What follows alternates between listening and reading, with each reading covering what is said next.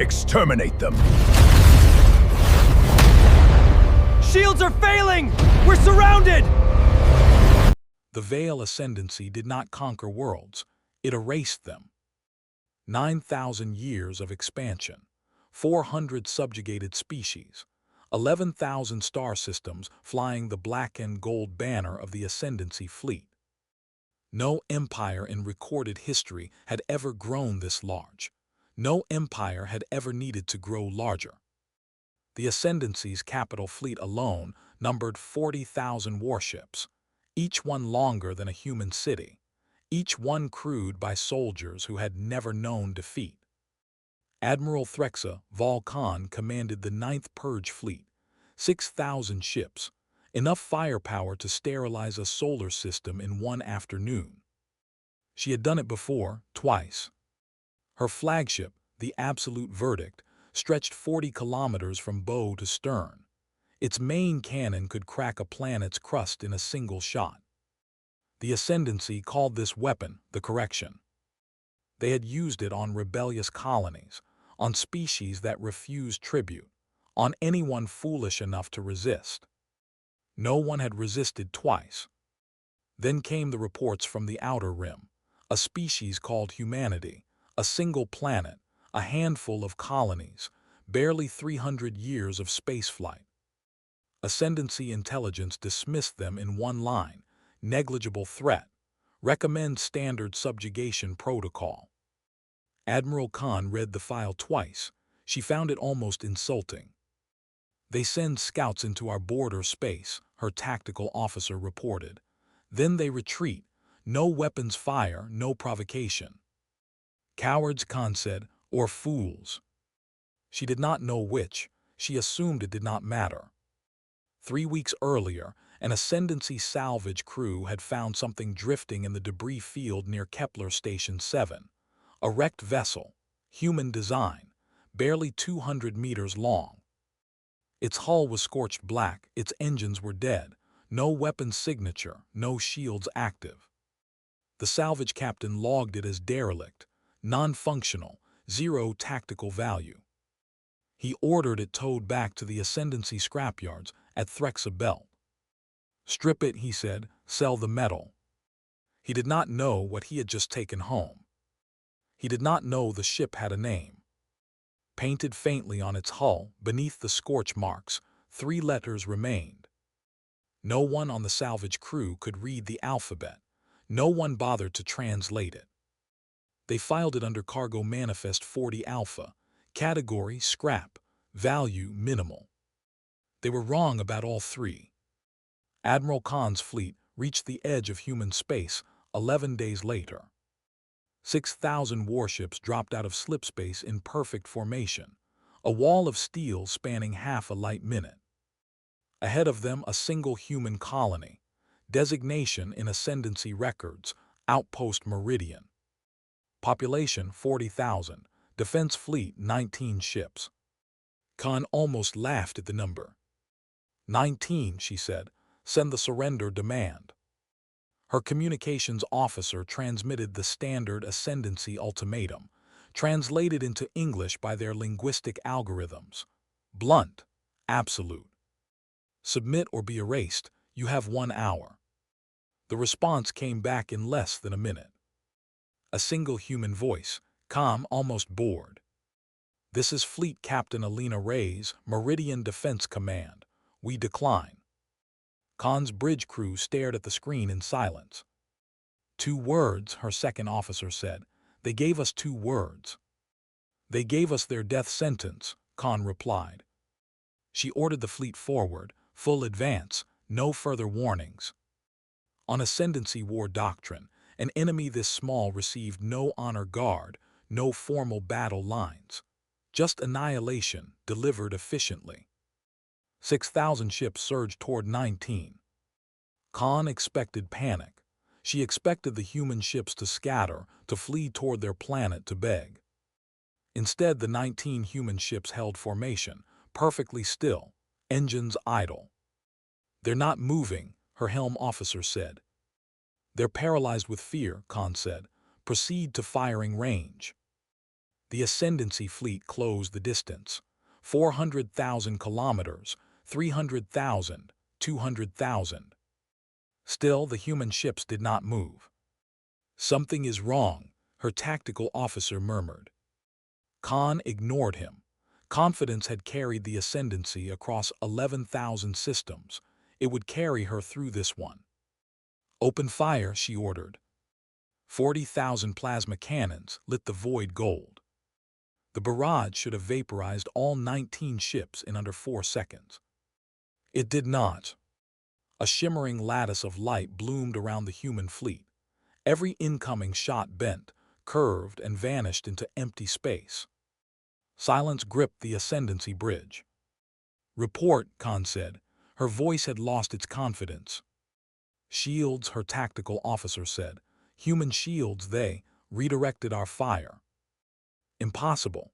Our sensors logged no shield technology on file for this species." "They didn't have it 3 months ago, Admiral." Khan's hands tightened on the armrest of her command chair. On the human channel, Captain Ray spoke again.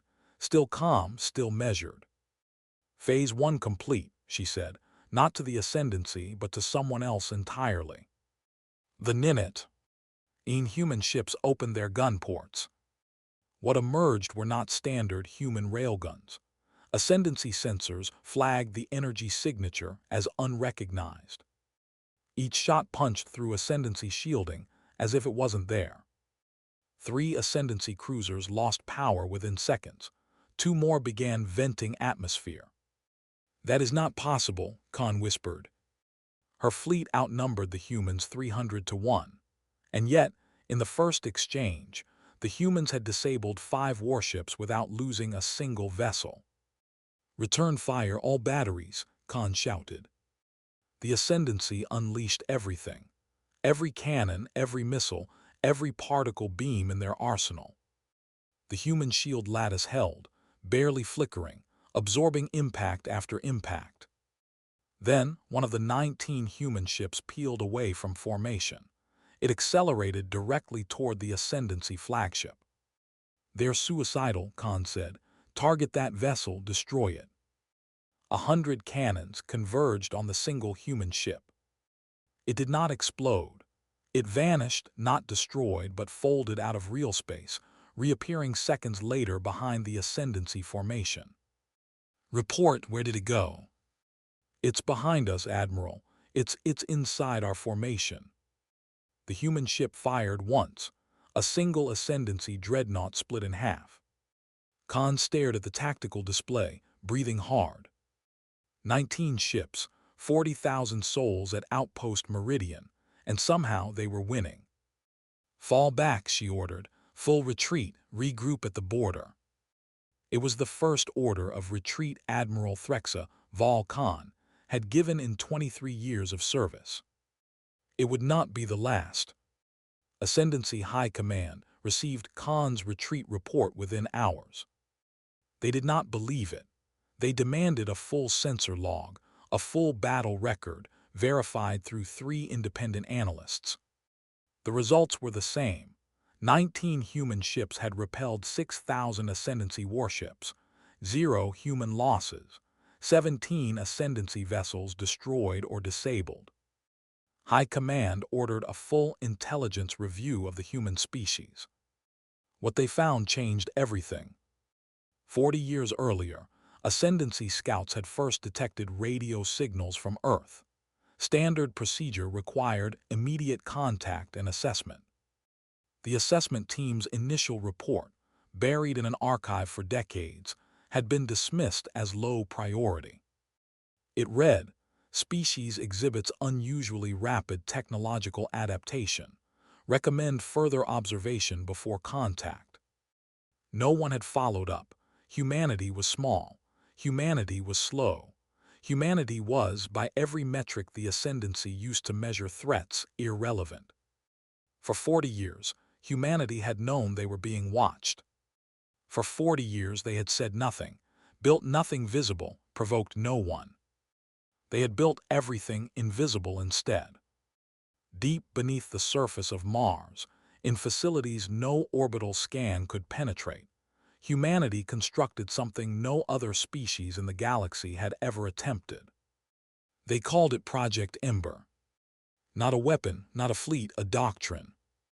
Every human colony ship launched in the last 3 decades carried something extra, something disguised as cargo, as scrap, as failed prototypes not worth cataloging. Siege ships, dormant defense platforms, autonomous shipyards buried on asteroids, moons, and dead worlds across a dozen systems, each one waiting for a single signal. The wrecked vessel the Ascendancy had towed home, the one labeled Echo, was not derelict. It had never been damaged in combat. It was designed to look destroyed, designed to be found, designed to be dragged by unsuspecting hands straight into the heart of Ascendancy territory. Inside its hull, sealed behind 3 meters of dead alloy, sat a quantum relay. The moment Ascendancy engineers connected diagnostic equipment to recover data from the wreck, they activated it. They handed humanity a live link into their own shipyard network. For 3 weeks, while Ascendancy engineers picked apart what they thought was scrap, Project Ember mapped every shipyard, every fleet staging point, every supply route in the sector.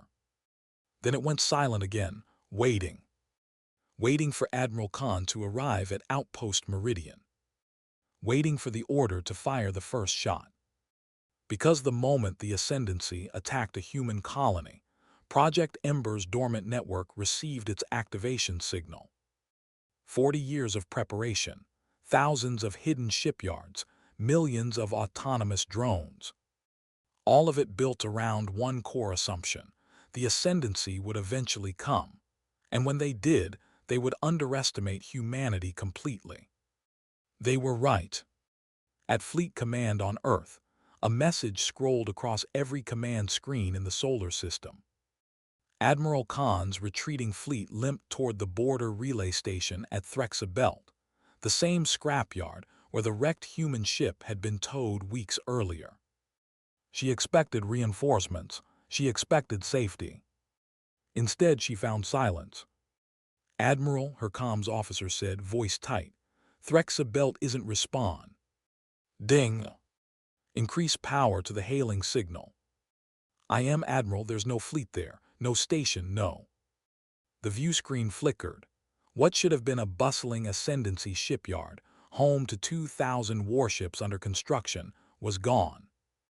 In its place, wreckage, silent, drifting wreckage stretching for thousands of kilometers. "When did this happen?" Khan demanded. "Sensor logs show the attack began 6 hours ago," her tactical officer said, voice shaking. "Before we even engaged at Meridian." Khan felt something she had not felt in 23 years of service. Fear. Who did this?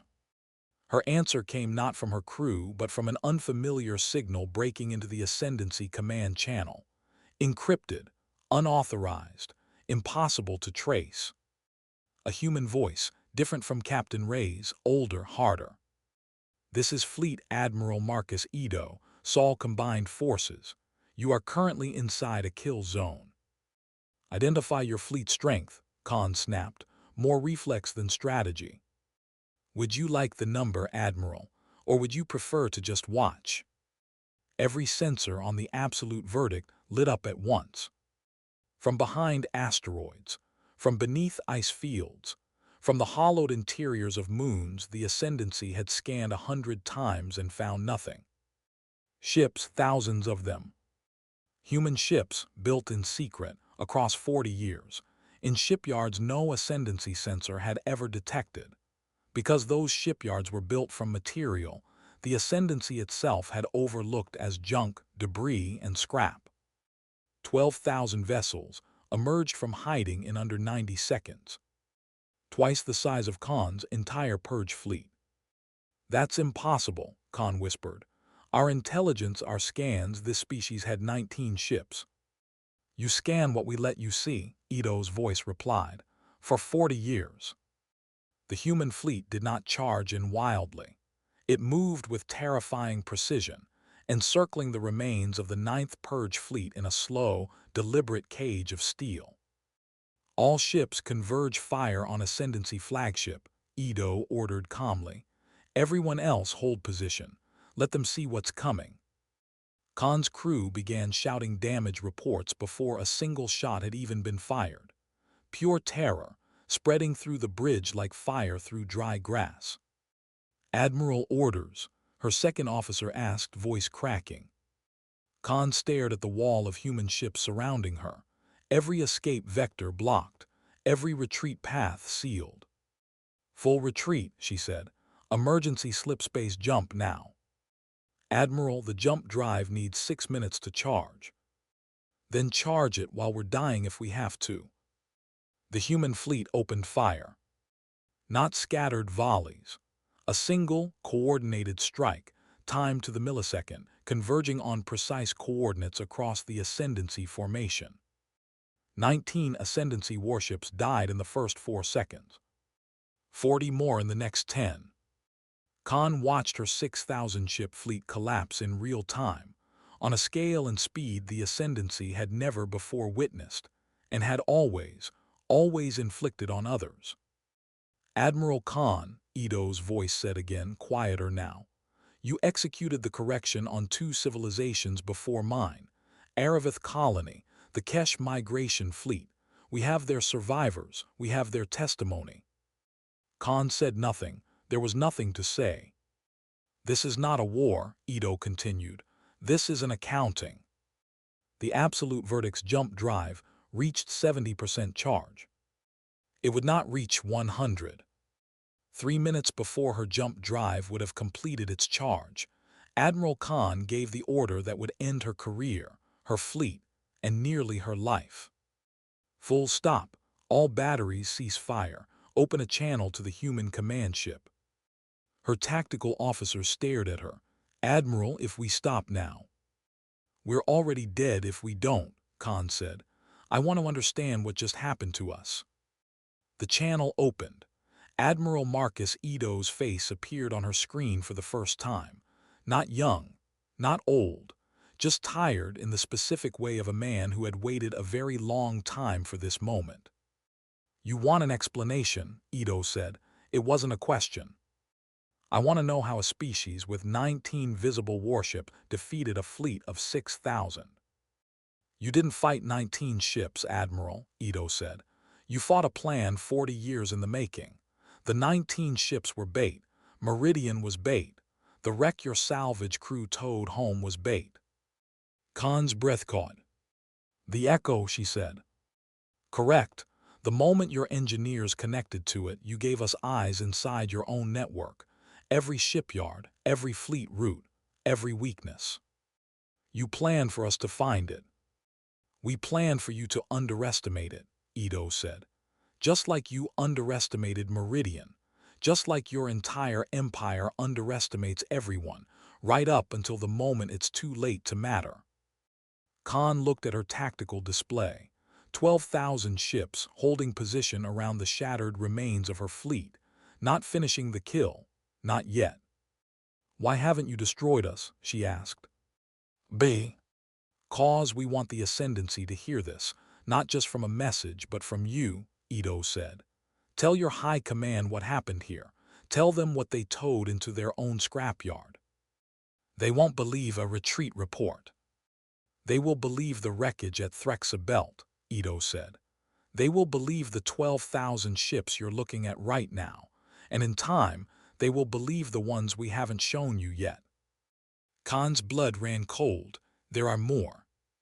Project Ember has 140 siege shipyards, Admiral, spread across territory your empire has occupied for centuries, built from scrap, hidden in debris fields, dead moons, and asteroids your sensors marked as worthless."